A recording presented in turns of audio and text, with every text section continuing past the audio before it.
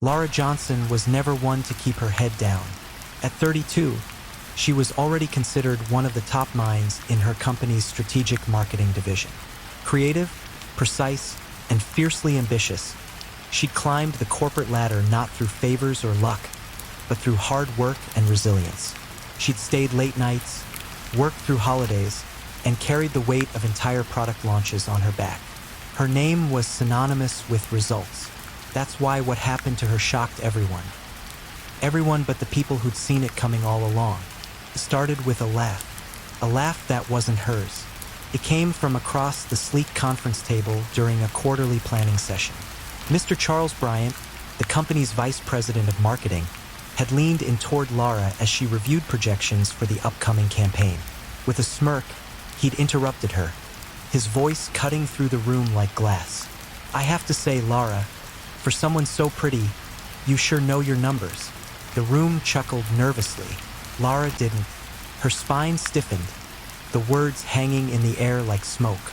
But she continued, focusing on her slides, refusing to give the comment the reaction it seemed to crave. That was her first mistake, because silence in toxic environments is often mistaken for permission. Over the next few weeks, the comments intensified. They were subtle enough to evade HR policy, but sharp enough to draw blood. Remarks about her clothes, her smile, her dating life. They came in emails, in private meetings, even in hallway conversations masked as compliments. First, Laura brushed them off. She told herself it wasn't worth the trouble, that she was overreacting. But then came the touch. It was during a product briefing. Bryant had leaned close to whisper a correction and placed his hand on her lower back. It lingered, too long. She stepped away, face flushed, her breath caught in her throat. No one said anything, but she knew. The boundary had been crossed. That night, Laura sat in her apartment, staring at the company code of conduct. Section 5.2, harassment, clear language, clear expectations, but also clear risks.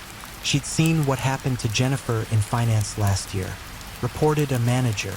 2 months later, restructured out of her role. No one said a word, but Laura had spent too long building her career to let it be chipped away by fear. She documented everything, every email, every message. Every time he stood too close, or spoke too soft, or made her feel like she was being watched and weighed. Then she did what the handbook said. She reported it. HR was all smiles and sympathy. They thanked her for her courage. They promised confidentiality and swift action. She left the meeting feeling a strange mix of relief and dread. And then nothing happened. Days passed, then a week, then 2. No update, no follow-up, just silence. Then her team assignments began to change. She was removed from a high-profile project she had built from scratch, replaced by a junior colleague she had trained. Meetings were moved without her knowledge. Emails started arriving late or not at all. She asked her manager what was going on. He gave her a tight smile. "We just need to redistribute some responsibilities. It's nothing personal." But it was. Within a month, her annual performance review, which had always been glowing, was labeled inconsistent. She was advised to work on team dynamics and soften her communication style. That same week, a rumor began spreading that Laura had accused Bryant just to get ahead, that she was difficult, bitter, unstable. Someone had even started a private Slack channel joking about her. She wasn't supposed to find it, but she did.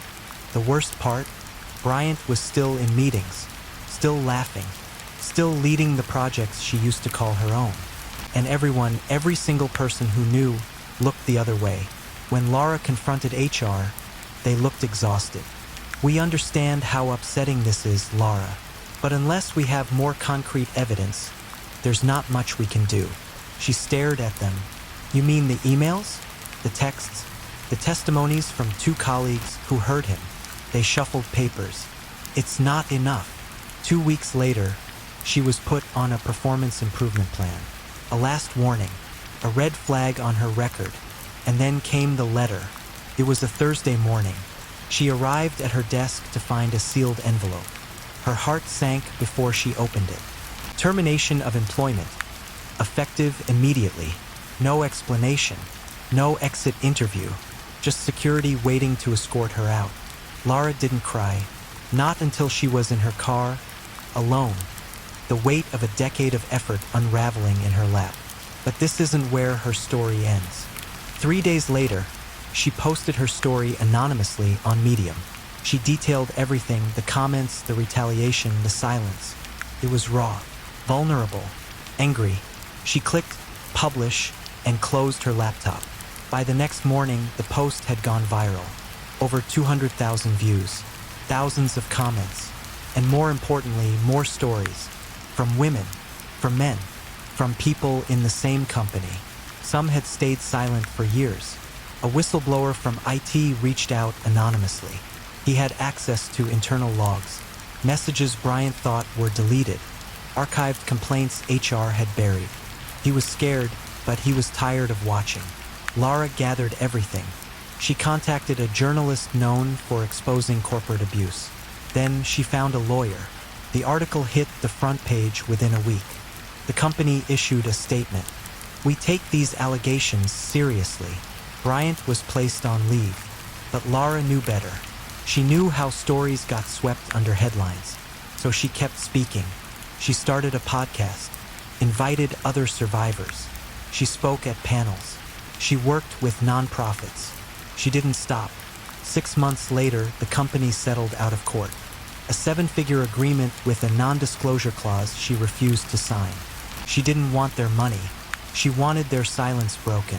Bryant resigned quietly. No bonus. No farewell email. He was replaced by a woman Lara had once mentored. And Lara? She started her own firm, built it from scratch.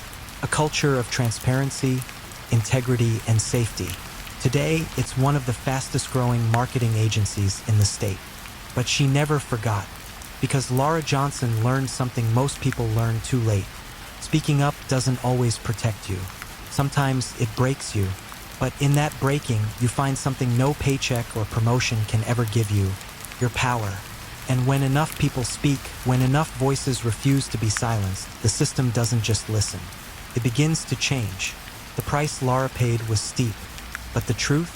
It was worth every penny. And now she speaks, not just for herself, but for everyone who still whispers their story into empty rooms, praying someone will hear. We hear you. If you or someone you know is facing workplace injustice, speak up. And if this story moved you, share it. Because silence protects abusers.